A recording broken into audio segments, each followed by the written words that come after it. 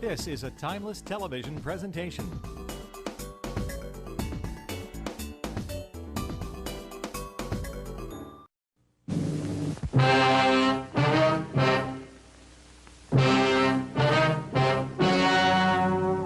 Ladies and gentlemen, the story you are about to see is true. The names have been changed to protect the innocent.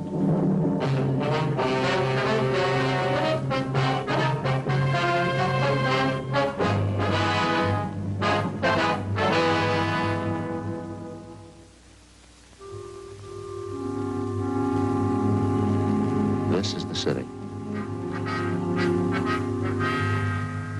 Los Angeles, California. I work here. I'm a cop.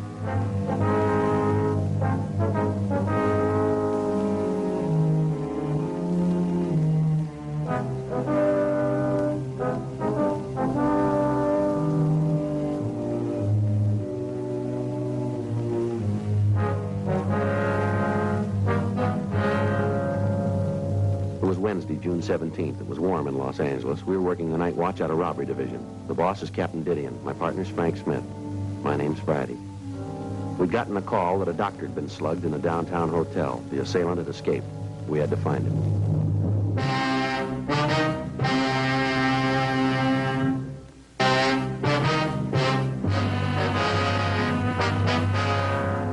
8:46 p.m. We reached the hotel at the corner of Pembroke and Columbia Streets. We talked with one of the officers in the radio unit that answered the call. He told us that his partner was out checking the neighborhood. We talked with the ambulance attendant, and he told us that the cut on the victim's head was not serious. The victim identified himself to us as Dr. Aaron R. Platt. We asked him what had happened. That's hard to answer. Sir? It's hard to tell you what happened. I'm not too sure about it myself. If you'd tell us what you do know, sir. I received a call tonight that a woman was ill. Who'd the call come from, Doctor? It came through my call service. What time was this, Doctor? Well, it must have been about 7:45. My call service would have a record of it. You can get in touch with them. You ever seen these people before? No. So you want to tell us what happened? As I told you, I got a call from my service, gave me this address and the room number. What'd your call service tell you? Just said that a woman needed a physician. I came right over. All right, would you go ahead? Well, when I came into the hotel, I checked with the room clerk downstairs and asked about Mr. and Mrs. Allen. He told me they were in this room. Allen, huh? Mm-hmm. That's the name they gave me. Mm-hmm. I came up, knocked on the door. Mr. Allen opened it. I suppose that's his real name to you? Well, we'll check on it, Doctor. Be a little silly to give the real name and then do a thing like this. Yeah. What happened after the man let you into the room? Well, I told him who I was, and he said that his wife was ill. Where was she? Lying in the bed, all covered up. I went over to her and asked her what was wrong. What'd she say? Nothing. She moaned a little. Then her husband, I guess that's who he was, told me that it was her side. Said that she'd had a pain all evening. Yeah. He asked me if I thought it might be appendix. I told him there are a lot of other things that cause pain in the side beside appendix. Mm-hmm. I went over to the bed to take the woman's temperature. That's when the man locked the door. Sir? I heard this noise. I turned around and saw the man turning the night latch on the door. I asked him why he was doing that, and he told me he didn't want us to be disturbed. At the time, I thought it was a little strange, no reason to lock the door, but he had a reason. He had one. Yeah. After that, I went over to the woman again and reached out for the thermometer. All of a sudden, she jumped up out of bed, jumped at me. I turned around to ask what this was all about. And I saw the man. He had a gun standing right behind me. And I saw him start to swing the gun, and then... that's the last I remember until I came to. I called the police. That's it. You never saw these people before? No. No, I remembered if I did. Do you have any idea why they'd call you? No. No, the man said something to the girl on the board of my call service. You can check with her. Oh, I wonder if I could have a cigarette. Sure. Thanks. Get out my coat, please. Yes, sir. Thanks. You're welcome. Well, that's funny. What's that, sir? My lighter, it's gone. Solid gold, present from my wife. I'd hate to lose that. The top opens up when you spin the flint thing, you know. Yes, sir. How about your other personal effects? What was that? Your other effects, Doctor. Your wallet, your money. Gone. Gone, everything. The thieves, they robbed me. That's what they did. I don't mind the money, only $30, $40, but the cards, my wallet. Rotten thieves. Look here. What's that, sir? My watch. They even took my watch.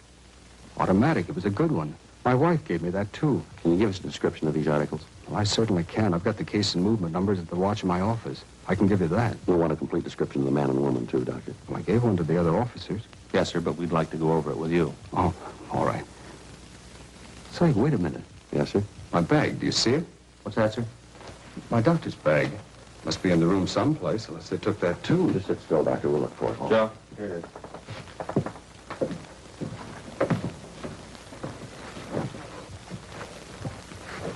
I thought you wouldn't touch that, Doctor. Well, I want to see what's in it. Do you mind moving some of those things, please? Sure. Instruments are all there. That's what they took, all right. All of it. What's that, Doctor? Narcotics.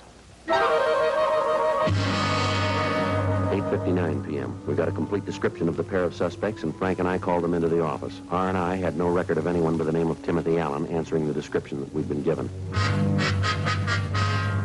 9:03 p.m. We talked to the desk clerk. He was unable to give us any information on the pair. He said that the couple had come in earlier that evening and had paid for the room in advance. He went on to say that they carried one piece of luggage. We looked at the registration card. It was signed with the name Mr. and Mrs. Timothy Allen and gave as an address St. Paul, Minnesota. The registration card was held as evidence to be checked by Don Meyer in handwriting. We called the crime lab, and a crew of men were sent out to go over the hotel room for possible physical evidence.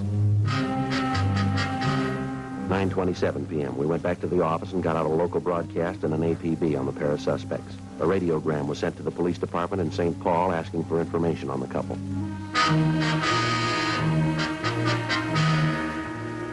Dr. Platt was asked to come to the office and go through the mug books. A call was put into Narcotics Division to see if the officers there had any information on the thieves. Officer Roxy Lucarelli said that he checked their files to see if he could come up with any leads for us. In the meantime, the stats office had started to run on the M.O. used in the crime. You got anything? No, Roxy's going to check it. Says he's never heard of the man and woman. They're new to him. Yeah. How about the numbers on the vials? Yeah, there's a broadcast out of them. They'll be listed in tomorrow's bulletin. Dr. Copeland, anything? No, he's still checking. Well, if he doesn't find them, we can take him over to crime analysis. Maybe have a composite drawn up, huh? Yeah. Hot shot. I'll get it. I got it.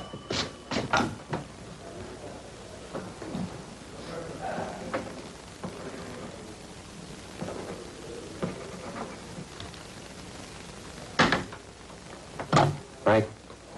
Yeah. What is it? Hotel on West 7th. Yeah. Another doctor slugged and robbed.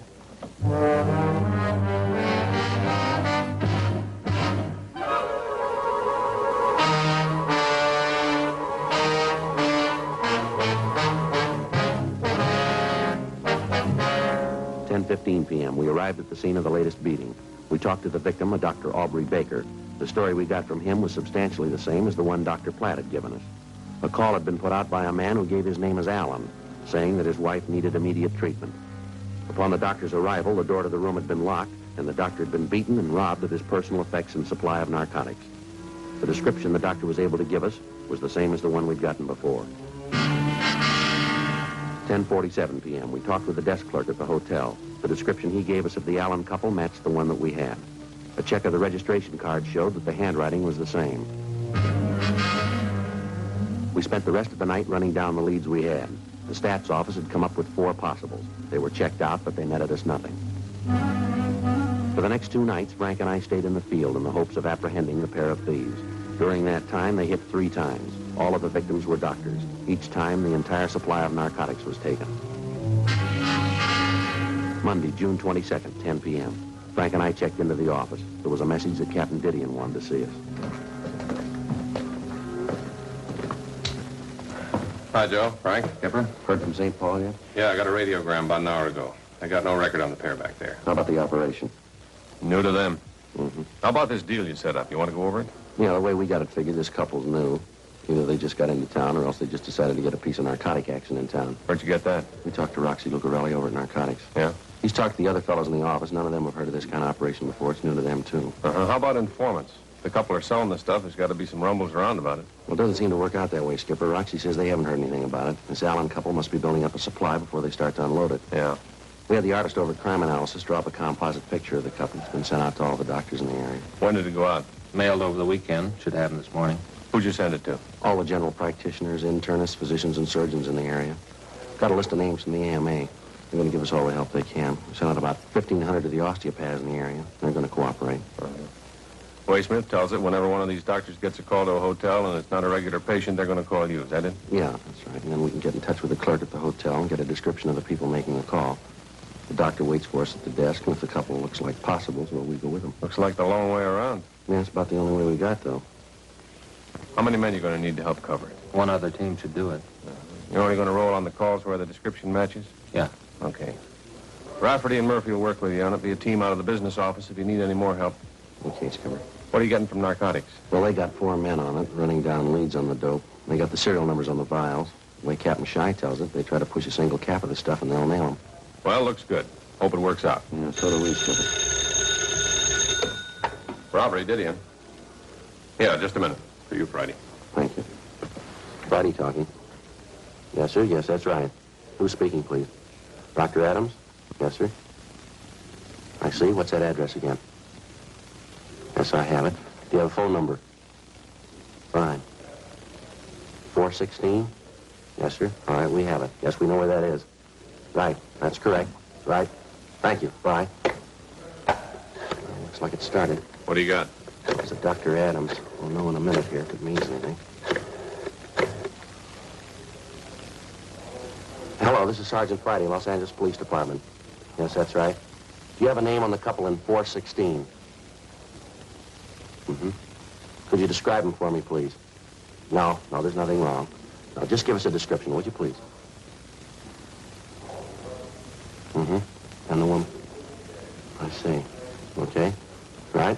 All right, thank you very much, sir. No, that's all right. Right. Bye. How about it? Name's Alden. Description matches.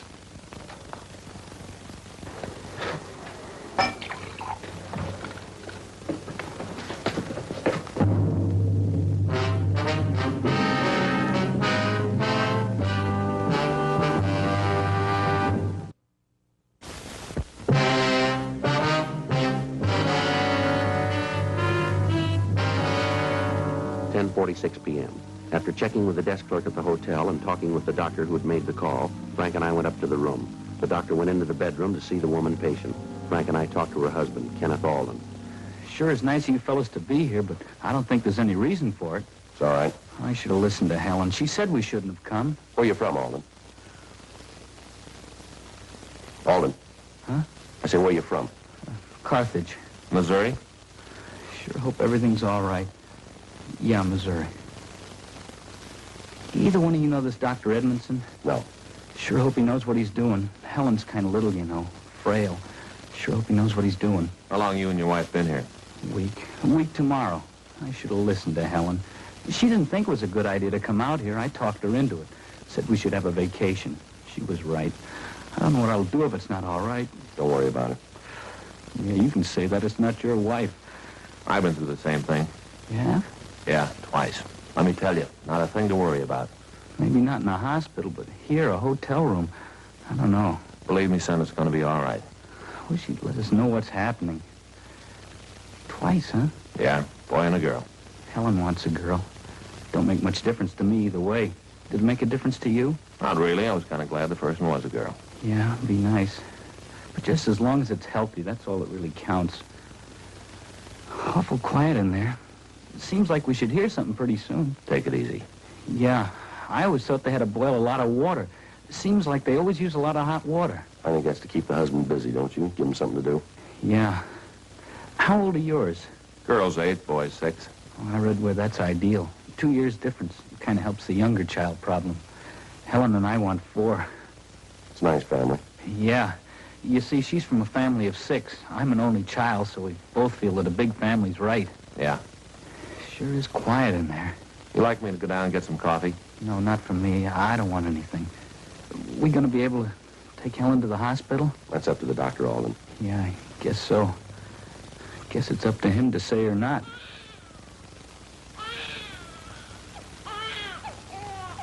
Sounds like you're a father. Yeah. Congratulations. Same to you. Guess my troubles are over now. They're just starting.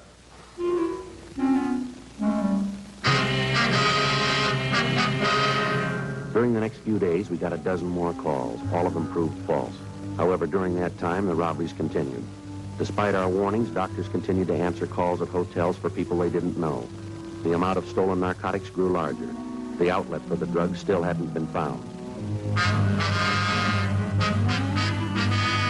On On Friday, June 26th, we got a call from a Dr. Halbert. He told us that he'd gotten a call from a couple who gave their name as Allen. He asked us to meet him at the hotel.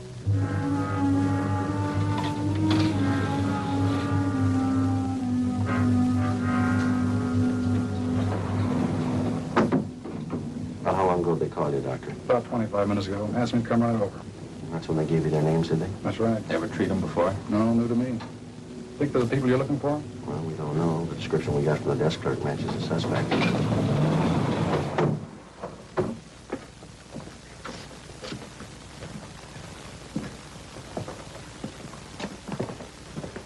I'd rather you'd wait out here. It'd be better if we went in with you, Doctor. That may be your opinion. You're forgetting I'm a doctor. I want to help you catch the people you're after, but my first duty is to the patient.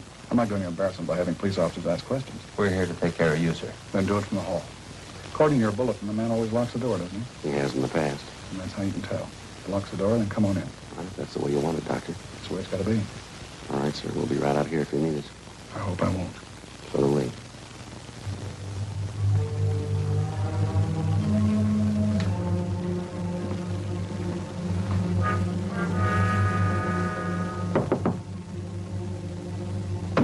I'm Dr. Halbert.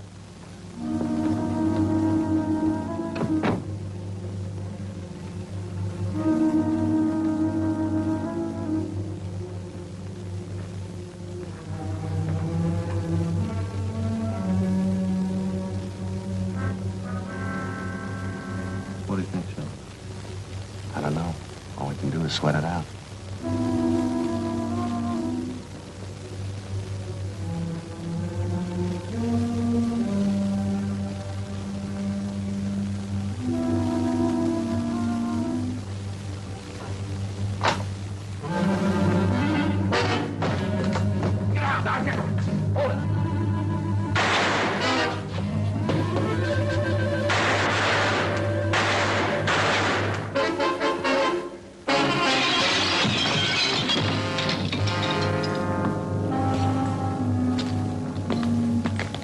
Why'd you do it? Why'd you shoot him? Dead.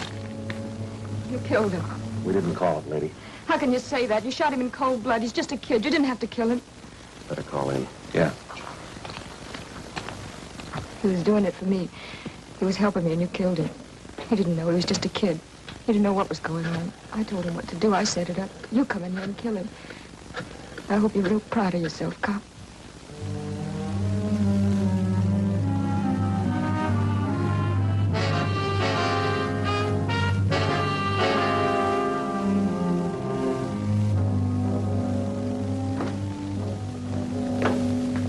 Hey, look who's here. Hi. Got tired of waiting at home. Decided to put in the time here. Glad you did.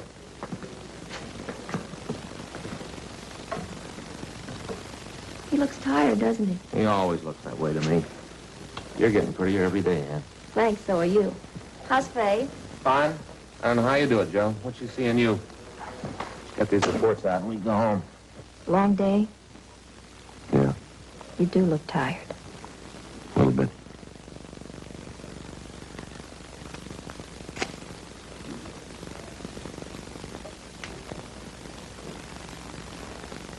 Thanks.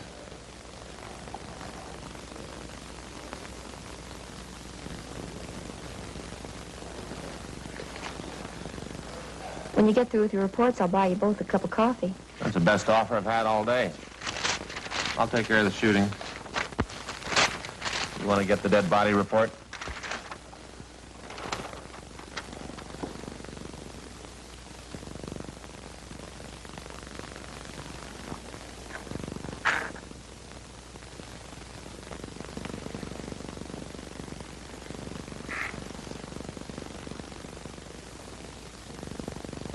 What was that address? 9276 South Bixel. 267. No, Joe. 9276 South Bixel. Yeah.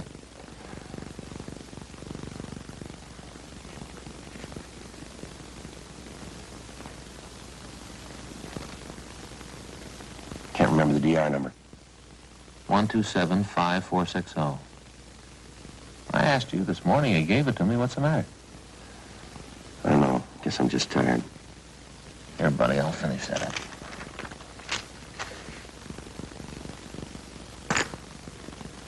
I'm sorry I came down here, Joe. I didn't think you'd mind.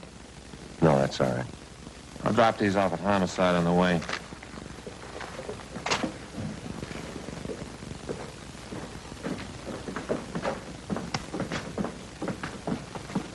Hey, it's quitting time. You going on? I'll see you tomorrow. I'll take a rain check on that coffee, Ann. Night. Good night, Frank.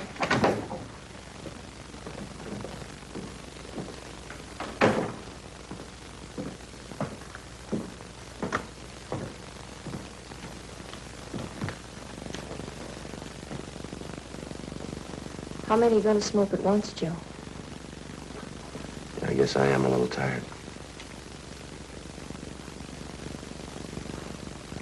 How old was he, Joe? What? The person he killed. How old was he? Why do you ask that? I'm not a policeman, Joe. But I heard Creasy and Stewart talking about the robbery call. What Frank said about the dead body report and the shooting. How old was he? 22. The first time I ever killed a man. Mm-hmm. Not a good thing, Ann. You kind of wonder if maybe there wasn't some other way. Was there? No, he called it. Joe. Yeah? There isn't much I can say. Nothing to make you feel better or make you forget about it. But Joe, you're in a special kind of job. I've been telling myself that, but it doesn't seem to help much. Did he have a gun? Yeah. Did he use it? Yeah. Well, doesn't that make a difference? Doesn't it matter that the only reason they're not filling out a report on you or Frank is that you were better at your job than that boy was at his? Remember the time you and I sat in the hospital waiting for Frank to come out of it? Remember? Yeah. Frank and I could be waiting for you tonight. Yeah. What's your rating on the pistol range? What? You get $6 a month extra for marksmanship, don't you? Yeah. That's pretty good, isn't it? Is it? Joe, you could have missed if that was the way it was supposed to be. I've read where even a $12 shooter misses sometimes. I suppose so. Joe, I don't know who made the decision, but I'm glad it's the way it is.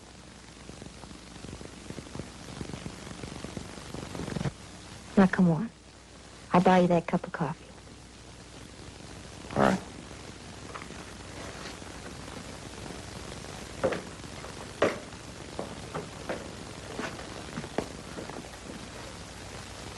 It's kind of dark. Can you find your way? Yeah. Can you?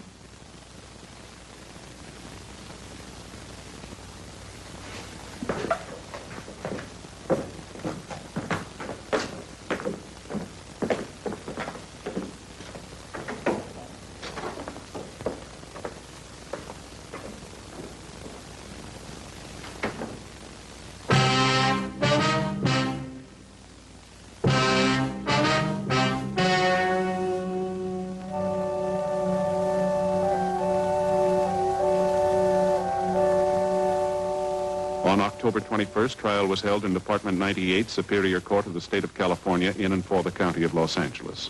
In a moment, the results of that trial.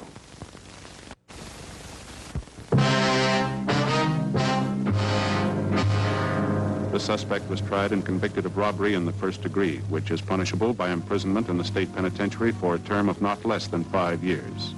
A coroner's jury found that Edgar Cabell was killed while resisting arrest, and his death was listed as justifiable homicide.